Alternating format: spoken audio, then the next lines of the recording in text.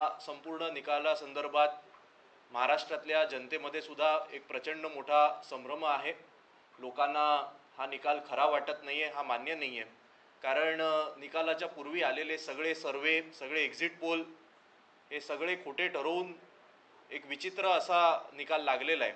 आणि त्यानंतर गेल्या 7 ते 8 दिवसामध्ये विविध विरोधी पक्षनेत्यांनी या संपूर्ण निकालासंदर्भात भाष्य केलेलं आहे. आणि मग 5 वाजल्यानंतर वाढलेली आकडेवारी, त्याच्यानंतर EVM संदर्भात वेगवेगळे विषय मांडलेले आहेत. पर्सेंटेजमध्ये दाखवताना काही घोळ झाले आहेत का, काही गावांमध्ये विरोधी पक्षांना वाढलेलं मतदान वगैरे वगैरे. पण या सगळ्या विश्लेषणामध्ये अजून एक मुद्दा मला वाटतं काल आवड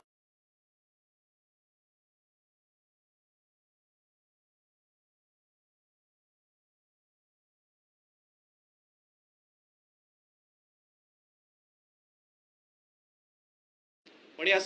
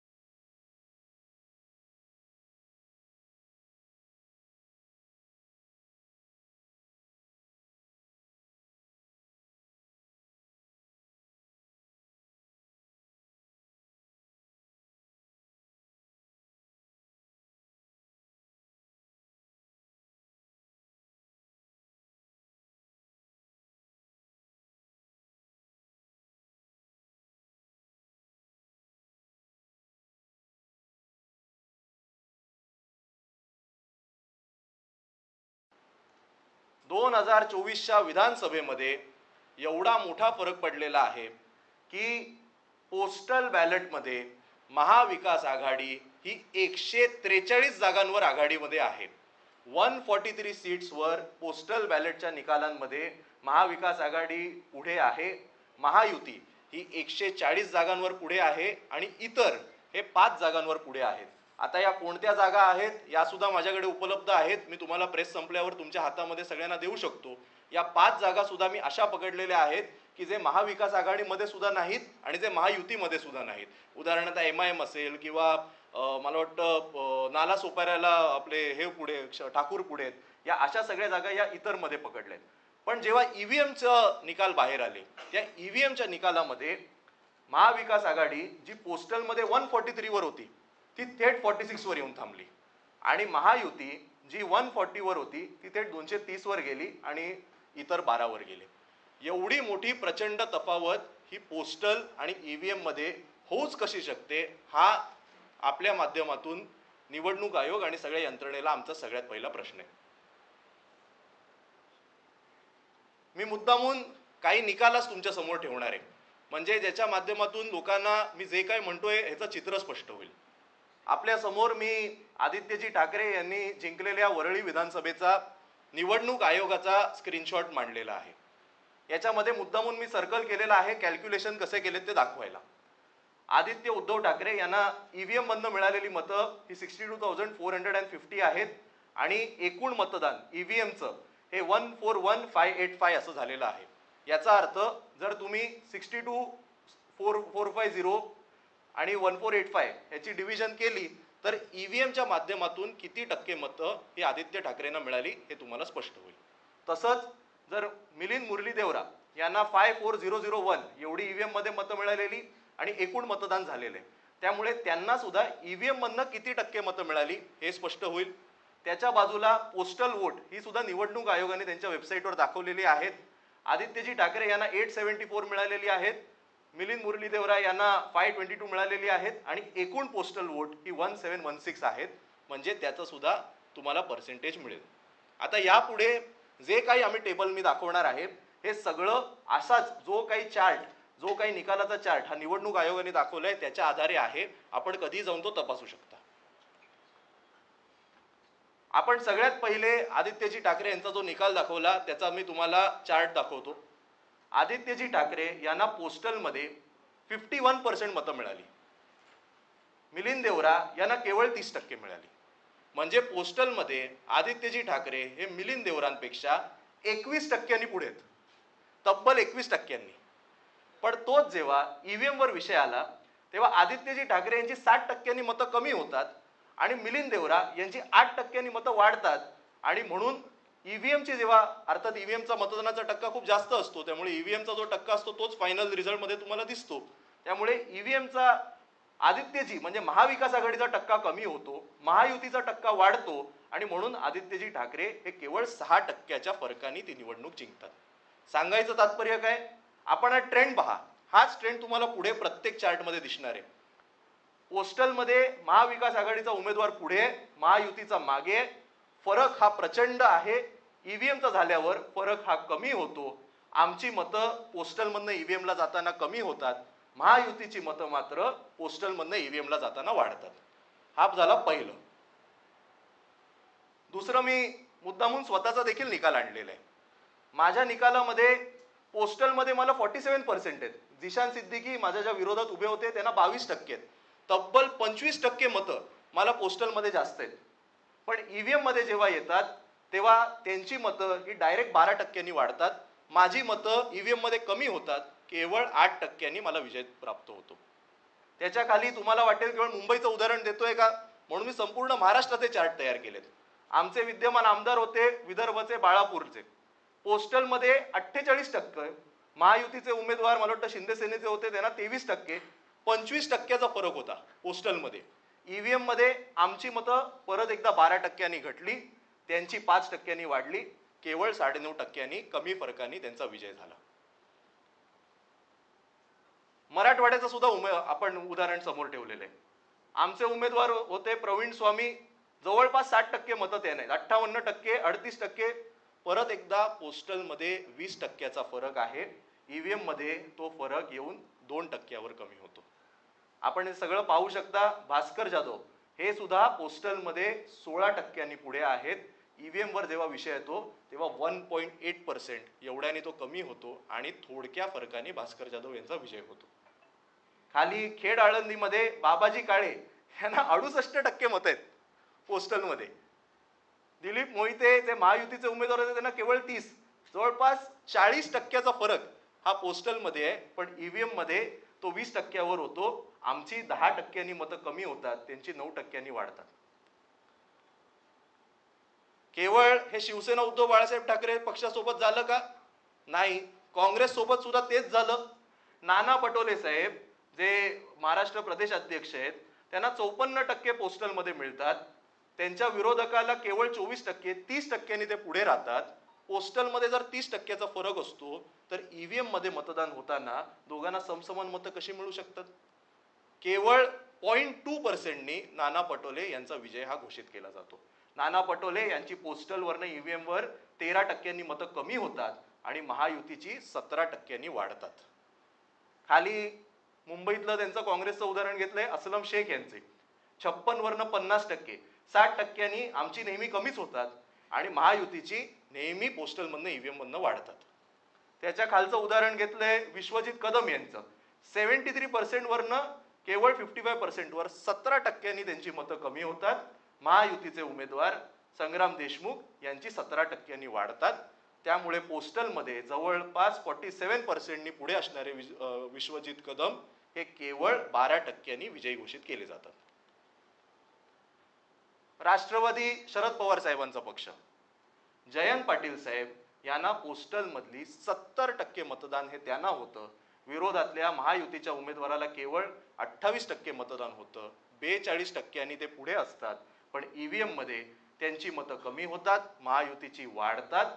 आणि परत एकदा 42% पुढे असलेले जयंत पाटील साहेब हे जेव्हा ईव्हीएम वर मतदान मोजलं जातं तेव्हा केवळ 5%, विजयी घोषित केले जातात.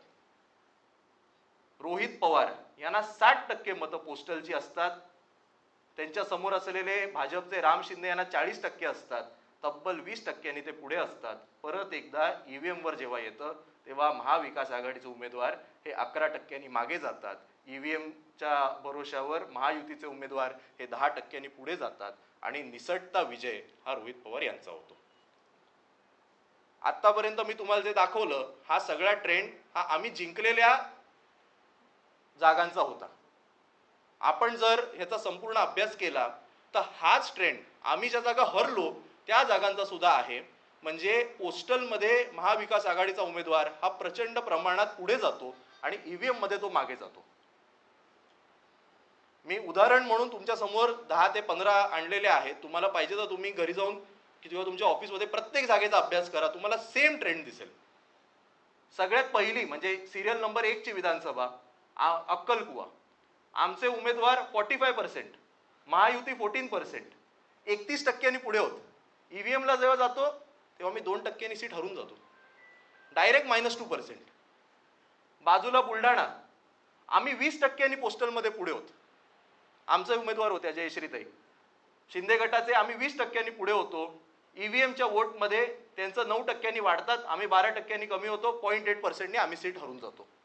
चोपड्यामध्ये 21% पोस्टलमध्ये आम्ही पुढे होतो. 21%. बरं, परत एकदा सांगतो, हे सगळे आकडे निवडणूक आयोगाच्या वेबसाईटवरनं घेतलेले आहेत, आपण कधी घेऊ शकता. ईव्हीएम मध्ये आम्ही 15% सीट हरतो. आमचे पोस्टल टू ईव्हीएम कन्व्हर्जन आम्ही 18.5% मागे आणि ते 17.5% प्लस. घनसावंगी राजेश टोपे साहेब हे 37% पुढे असतात पोस्टलमध्ये आणि ईव्हीएमला 1% ते सीट हरून जातात. परत एकदा तुम्ही फरक बघा. पोस्टल टू ईव्हीएम राजेश टोपेंचे 22% मतं कमी होतात. पोस्टल टू ईव्हीएम महायुतीची 16% वाढतात. आमची कुठेच मतं वाढली कशी नाही पोस्टल टू ईव्हीएम. ट्रेंड जो असतो, कुठलाही डेटा जर तुम्ही पाहिला तर ट्रेंड हा सिमिलर असला पाहिजे. जर तो लोकसभेला राहिला तर विधानसभेला एवढी मोठी तफावत आली कशी? पालघरमध्ये परत एकदा तुम्हाला मी आता सगळं वाचत बसत नाही, तुम्हाला पटकन घेतो. पालघरमध्ये शिवसेना उद्धव बाळासाहेब ठाकरे पक्षाचे आमचे उमेदवार हे 3.5% पुढे राहतात, पण जेव्हा ईव्हीएमला येते आम्ही 19% मागे जातो आणि म्हणून आमचे 11% कमी, त्यांचे 11% जास्त.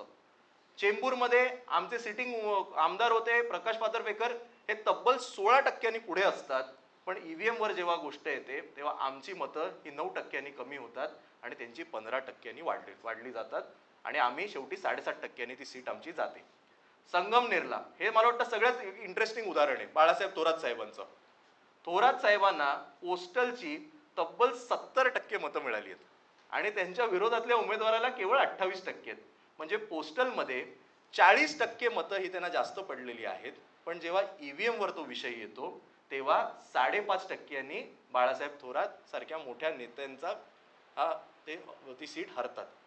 म्हणजे 45% फरक हा पोस्टल टू ईव्हीएम मध्ये या संगमनेर मतदारसंघात पडलेला आहे. कुडाळमध्ये आमचे 2 टर्मचे आमदार वैभव नाईक हे उमेदवार होते, आम्ही 11% पुढे होत बघा, 54 आणि 43. पण जेव्हा ईव्हीएम वर विषय येतो तेव्हा ॲज युजल आमची 8 ते 15% जे काही कमीच होतात ती नेहमी परत एकदा आमची मतं कमी झाली आहेत. ॲज युजल त्यांची मतं वाढली आहेत आणि 5.5% आमचा पराभव झाला. तिवसामध्ये यशोमतीताई ठाकूर 23% पुढे असतात, 4% हरतात. परतूरमध्ये आमचे जिल्हा प्रमुख 16%, जवळपास 17% पोस्टलमध्ये पुढे असतात, ईव्हीएम मध्ये 3% हरतात. कल्याण पूर्व अतिशय इंटरेस्टिंग आहे. कल्याण पूर्व मध्ये आम्ही जवळपास 2.6%नी पोस्टलमध्ये आमचे उमेदवार हे पुढे आहेत. आमचे जिल्हा प्रमुख लढत होते धनंजय बोडारे, पण ईव्हीएम मध्ये 22% आम्ही हरलो ती सीट. घाटकोपर पश्चिम राम कदम हे सिटिंग आमदार होते, आमचे संजय भालेराव हे 6.2%नी पुढे आहेत आणि ईव्हीएम मध्ये आम्ही 8%नी ती सीट हरलो. परत एकदा तुम्ही लाल आणि येल्लोचं तुम्ही फक्त आकडे जर पाहिले, तुम्हाला हे सगळं प्रेझेंटेशन पण मी देणार आहे, तुम्ही पहा ट्रेंड हा तुम्हाला सेम दिसेल.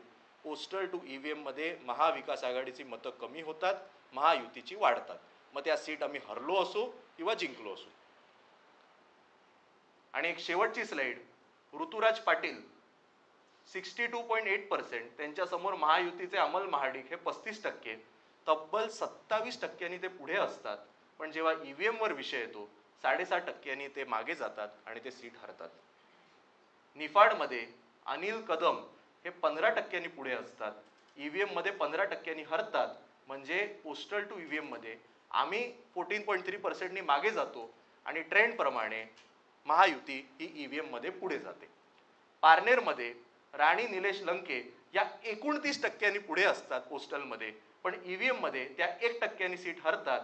पोस्टल टू ईव्हीएम मध्ये महाविकास आघाडी 13%नी मागे जाते, महायुती ही 18%नी पुढे जाते. आणि शेवटचं एक मी उदाहरण म्हणून मतदारसंघ घेतलेला कागल, महाविकास आघाडीचे समरजित खाडगे हे 9.2%नी पोस्टलमध्ये पुढे असतात आणि ईव्हीएम मध्ये 4.2%नी ते मागे राहतात. हे मी तुमच्या समोर 35 ते 40 मतदारसंघ हे मी स्वतः, हे अख्खं टेबल मी स्वतः बनवलेलं आहे. मी परत एकदा सांगतो, हे सगळे आकडे हे निवडणूक आयोगाच्या वेबसाईटवरनं घेतलेले आहेत. माझा एक सरळ सोपा प्रश्न हा आपल्या माध्यमातून निवडणूक आयोगाला आहे की पोस्टल टू ईव्हीएम एवढा मोठा ट्रेंडचा फरक हा कसा पडतो आणि यावर आजपर्यंत कोणी बोलत का नाही. जर लोकसभा आणि याच्या आधीच्या प्रत्येक निवडणुकीमध्ये पोस्टल आणि ईव्हीएम चा ट्रेंड हा जर सारखा राहिलेला आहे, तर या विधानसभेमध्ये असं नक्की काय घडलं की पोस्टलमध्ये, परत एकदा मी आपल्याला दाखवू इच्छितो,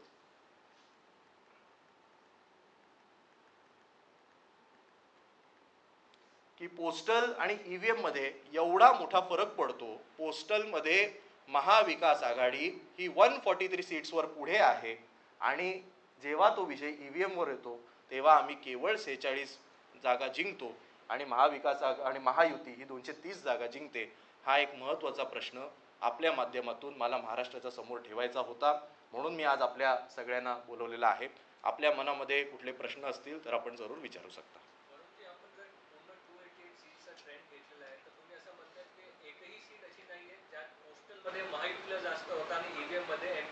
नाही, बघा कसं असतं की तुम्ही कुठलाही डेटा घ्या जगातला, निवडणुकीशी संबंधित नाही, there are exceptions to every rule. लोकसभेमध्ये पण असं झालेलं आहे की एखादी सीट आम्ही जिंकलोय पण पोस्टलमध्ये ते पुढे. पण Wien you look at the absolute numbers, तेव्हा 31 जागांवर लीडिंग हे महाविकास आघाडी आहे आणि 16 जागांवर महायुती आहे, which is exactly same of the EVM results. सांगायचं तात्पर्य काय की there will be an exception to the rule, but when you look at the generalised figures, तुम्ही एकत्र बघितले. बघा मी परत एकदा सांगतो, आम्ही पोस्टलमध्ये 143नी पुढे होतो, त्याच्याऐवजी आम्ही 135-140 जिंकलो असतो तर समजू शकतं ना आम्हाला की 4-5 जागांवर पोस्टलमध्ये पुढे होतो, ईव्हीएमवर आम्ही मागे राहिलो. पण जेव्हा फरक एवढा मोठा होतो आणि ट्रेंड हा मी तुम्हाला तुमच्या समोर 40 जागा दाखवल्या ना आणि सगळ्या मोठ्या नावांच्या जागा दाखवल्या, तुमच्या समोर पाहिजे तर मी अजून 50-100 जागा दाखवेन, सगळीकडे ट्रेंड हा सेम कसा राहतो की पोस्टलमध्ये महाविकास आघाडी कशी मागे जाते. केवळ शिवसेना उद्धव बाळासाहेब ठाकरे पक्ष नाही, राष्ट्रवादी शरद पवार साहेबांचा पक्ष पण मागे जाते, काँग्रेस पण मागे जाते आणि यांचे तिन्ही पुढे जातात. हा माझा प्रश्न आहे. तुम्ही डेटा दाखवलात, आकडेवारी दाखवली, त्याच्यामध्ये तुम्ही दाखवलं की पोस्टलमध्ये कसं पुढे होतं बॅलेटमध्ये नंतर मागे. पण जे सत्ताधारी आहेत भाजपकडनं सातत्यानं म्हटलं जातंय ही आकडेवारी जी तुम्ही दाखवत आहे ते झालं कसं, टेक्निकली होतं कसं, चॅलेंज एक्सेप्ट करा आणि एखाद्या टेक्निशियनकडे एखाद्या तंत्रज्ञाकडे ते करून दाखवा. बघा कसं आहे, नाही बघा कसं आहे, आज आम्ही तुमच्यासमोर कोण उभे आहोत. मी आज शिवसेना उद्धव बाळासाहेब ठाकरे पक्षाचा सचिव आणि आमदार म्हणून उभा आहे. आमचं काम लोकांची कामं करणं आहे, आमचं काम निवडणुका लढणे. आम्ही काय निवडणूक आयोगाचा कॉन्ट्रॅक्ट घेतलंय का? ते आमचं काम आहे का? तुम्ही मला सांगा, एखाद्या क्रिकेटच्या मॅचमध्ये जर अंपायरनी चिटिंग केली, नाही नाही, मला पूर्ण करू दे. जर अंपायरनी चिटिंग केली तर आपण असं म्हणतो का मग तू अंपायर बन? आपण हे नाही ना म्हणत. ते निवडणूक आयोगाचं काम आहे. मी तुमच्या समोर मी कुठे कुठले आरोप केलेत, मी केवळ डेटा ठेवलाय. माझं म्हणणं काय आहे, जो ट्रेंड आजपर्यंत झालेला आहे तो या निवडणुकीत फसला कसा, यावर त्यांनी स्पष्टीकरण द्यावं. काहीतरी तर असेल त्यांच्याकडे. हा शेवटी सगळा डेटाचा विषय आहे. मी काही म्हणत नाहीये, मी ना ईव्हीएम वर आक्षेप घेतले, मी कशावर घेतले नाही. माझं म्हणणं ट्रेंड हे दाखवतंय आणि हा डेटा आहे. आता बघा, निवडणूक आयोगाचं काम या निवडणुका घेणे. जर आमच्या मनामध्ये कुठे शंका असेल तर शंका आम्ही उपस्थित करणार ना. याच्यावर तुम्ही आता सिद्ध करून दाखवा. अरे आमचं थोडी ते काम आहे. आमचं काम निवडणुका लढणं आहे. आम्ही निवडणुका लढतोय. नाही, मी 2019 पर्यंत मागे गेलो नाही. मी आत्ता झालेल्या लोकसभेचा घेतला. लोकसभेवर मी तुम्हाला मागे पण दाखवलं, तसं परत एकदा दाखवतो. लोकसभेमध्ये महाविकास आघाडी 31-16 पुढे होती पोस्टलमध्ये. तीच ईव्हीएम मध्ये सुद्धा झालं. 1-2 जागांची अदलाबदल नक्की झालेली आहे. काही जागा ते जे जिंकले तिकडे पोस्टलमध्ये आम्ही पुढे होत, कुठे आम्ही जिंकलो तिकडे ते पुढे होत. पण Wien you look at the absolute numbers, ते 31-16 आहेत. माझं परत एकदा तेच म्हणणं आहे, डेटा हा शेवटी नॉर्मलाइज होतो. तो नॉर्मलाइज या विधानसभेला का झाला नाही, एवढी मोठी तफावत का आली, यावर त्यांनी आम्हाला सांगितलं पाहिजे. काही गावांमध्ये एकूण मतदानाच्या अधिक मतदान सुद्धा आलेलं आहे. त्याच्या बाबतीत काही डेटा मिळाला आहे का? नाही, मी तुम्हाला सांगू का, मी काही संपूर्ण महाराष्ट्राच्या याचा अभ्यास केलेला नाही. मी केवळ निवडणूक आयोगाची वेबसाईट उघडलेली आहे. त्यांनीच जे दाखवलेलं आहे ते डाउनलोड केलंय आणि त्याच्यावर मी एकट्याने बसून अभ्यास केलाय. मला त्यामुळे कुठल्या गावात किती मतदान झालं आणि कमी झालंय माहिती नाही. मी टीव्हीच्या माध्यमातून ऐकलेलं आहे. माझा सरळ सोपा परत प्रश्न आहे, हा सगळा डेटा हा निवडणूक आयोगानेच पब्लिश केला आहे. हा स्टँडर्डाइज का होत नाही, हा मॅच का होत नाही, एवढं त्यांनी सांगावं. जर भारताचं आणि आपल्या नागरिकांचं रक्षण करणारे सैनिक मतदान करतात, वयोवृद्ध नागरिक पोस्टल बॅलेटच्या माध्यमातून मतदान करतात, जर शासकीय कर्मचारी मतदान करतात, जर अत्यावश्यक सेवा पुरवणारे कर्मचारी पोस्टल बॅलेटच्या माध्यमातून मतदान करतात, त्याच पोस्टल बॅलेटवर आम्ही सिनेटच्या 10 पैकी 10 जागा जिंकतो, त्याच पोस्टल बॅलेटवर पदवीधरची आम्ही 70% मतदान घेऊन आम्ही जागा जिंकतो, मग असं काय होतं की पोस्टल बॅलेट आणि ईव्हीएम मध्ये एवढी तफावत होते?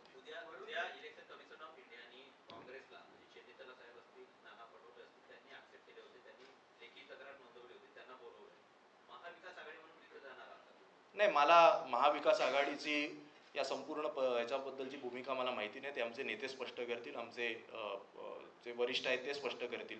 मी परत एकदा सांगतो, आजची पत्रकार परिषद ही केवळ पोस्टल आणि ईव्हीएमच्या मधली तफावत दाखवण्याकरता केलेली. ईव्हीएम मध्ये जे काही काही घोळ झालेत ते मला वाटतं वेगवेगळ्या नेत्यांनी आपल्यासमोर मांडलेले आहेत. त्या संदर्भात आपण देखील कव्हरेज केलेलं आहे. पण पोस्टल संदर्भात अजिबातच कुठे गेल्या 7 दिवसांमध्ये चर्चा झाली नव्हती, म्हणून मला वाटलं मी हे बोलायला पाहिजे.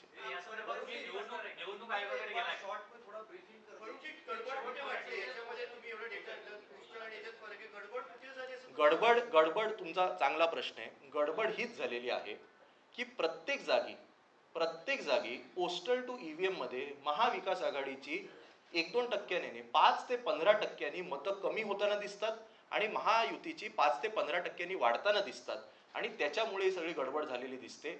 हा ट्रेंड कशाला आहे, का आहे, याच्यावर आम्हाला उत्तर नागरिक म्हणून, बघा पक्षाचे प्रतिनिधी म्हणून तर नंतर, पण नागरिक म्हणून मिळायला पाहिजेत. नाही, मी आता हे प्रेझेंटेशन तुमच्या समोर सगळ्यात पहिले दाखवलं. मी उद्धव साहेबांच्या कानावर टाकलं होतं, आता त्यांना पण दाखवीन आणि मग पक्षाचे नेते जे काय ते निर्णय घेतील. 2 मिनिट मी मराठी खतम करतो.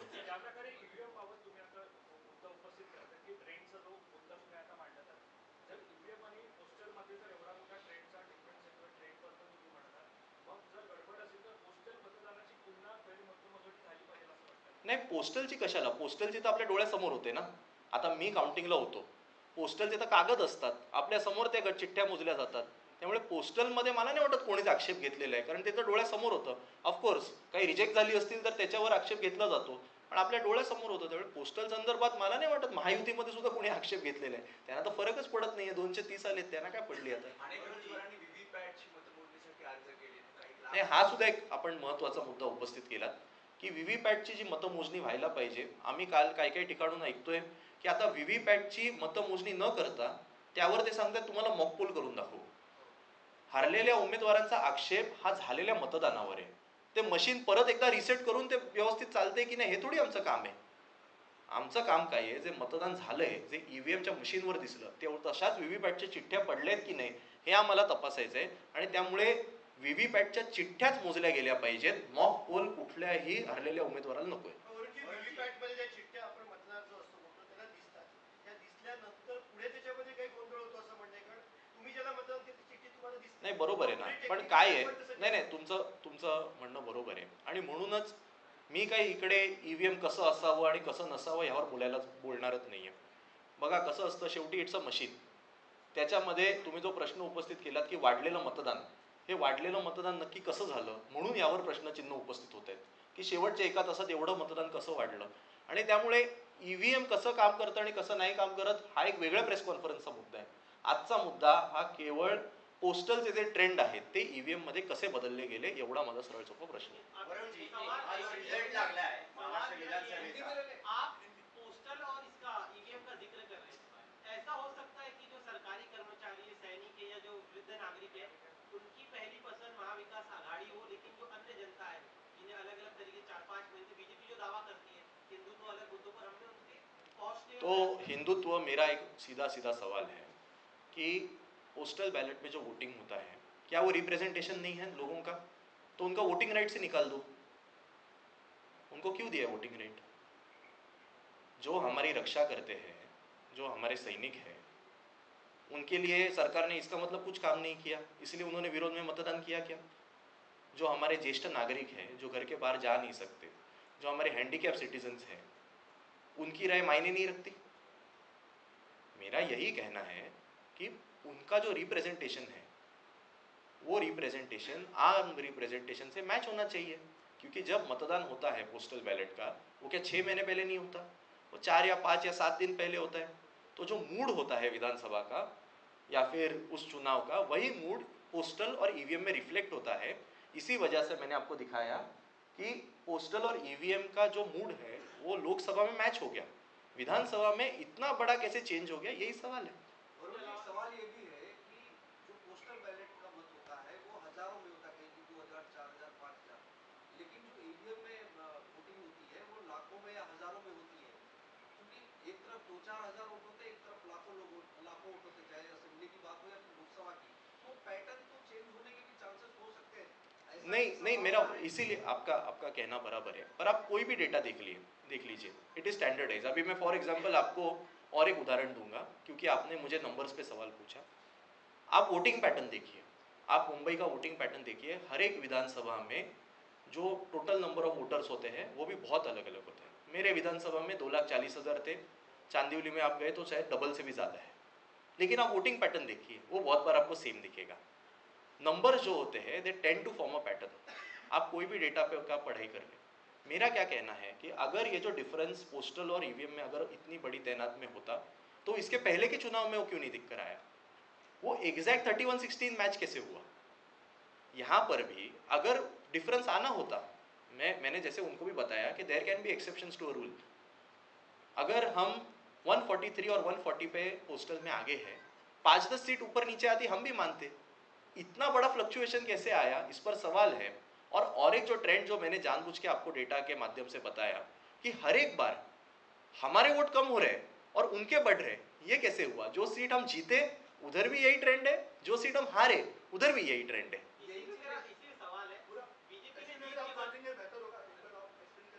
नहीं, अभी इतना बड़ा एक्सप्लेन करना तो बहुत डिफिकल्ट है. जो लोकसभा का ट्रेंड, जिस तरह से आप बता रहे हैं, लोकसभा का ट्रेंड जो है वो स्टैब्लिश रहा, पोस्टल बैलेट और ईवीएम का. विधानसभा में नहीं स्टैब्लिश हुआ, उसको शॉर्ट पे कुछ वीआईपी सीटों. नहीं ठीक है, मैं ठीक है, हिंदी में बताना चाहूँगा कि लोकसभा चुनाव में जो ट्रेंड रहा पोस्टल और ईवीएम का, वो एग्जैक्ट मैच होते हुए हमें देखा है. ये पूरे जो आंकड़े हैं ये चुनाव आयोग के वेबसाइट से हमने लिए हुए हैं. महाविकास आघाड़ी को 31 सीट्स पे लीड पोस्टल में दिखाई गई थी, महायुति को 16, और ईवीएम में भी जो लीड दिखाई गई वो 31-16 थी. वो एग्जैक्ट मैच हो रही है.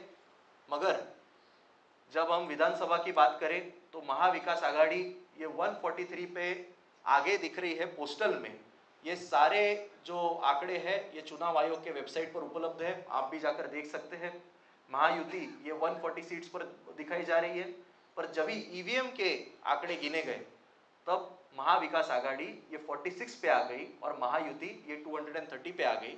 और इसीलिए मेरे पूरे प्रेजेंटेशन में मैंने लगभग 40 सीटें आपको दिखाई, उसमें से आधी सीटें हम जीते हुए हैं, वहाँ पर भी ये सेम ट्रेंड दिखाई दे रहा है, और आधी सीटें हम जो हारे हुए हैं, जो प्रेस्टीज और जो फेमस सीट्स है, मैंने जानबूझ के वो आपको दिखाई, जहाँ बड़े बड़े नेता लड़ रहे थे, वो भी मैंने आपको सीट्स दिखाई है, वहाँ पर भी ये सेम ट्रेंड दिखाया जा रहा है। और इसीलिए हमारे सवाल है कि पोस्टल और ईवीएम में इतना बड़ा फर्क कैसे आया। इसके अलावा आपने बीजेपी ने जीत के बाद विधानसभा नतीजों के बाद कहा कि हमने लोकसभा चुनाव के बाद सभी बूथों को 3 पार्ट में बांटा था, 50% से ज्यादा जहां उन्हें मिला, दूसरा सेक्शन उन्होंने रखा जहां पे 35 से 50, तीसरा सेक्शन 20 से 35। देखिए ये सब बड़ी बड़ी बातें उन्होंने लोकसभा के वक्त क्यों नहीं की, अभी जीतने के बाद सब अब स्ट्रैटेजी मास्टर बनते हैं। मेरा सीधा सवाल ये है, इतना अगर उन्हें सब समझ रहा था लोकसभा में, वो क्यों पीछे चले गए। तो अभी हमने ये किया वो क्या बोलने में मतलब नहीं है, इसी चीज़ पे हमें जवाब चाहिए कि अगर उन्होंने ये सब किया था तो पोस्टल में वो क्यों पीछे रह गए।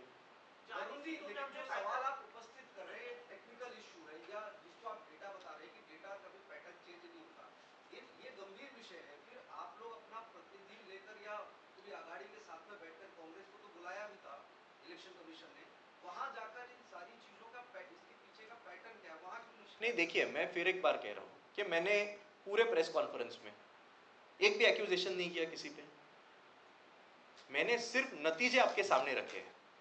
अब यही नतीजों का मैंने आपको प्रेजेंटेशन दिया है।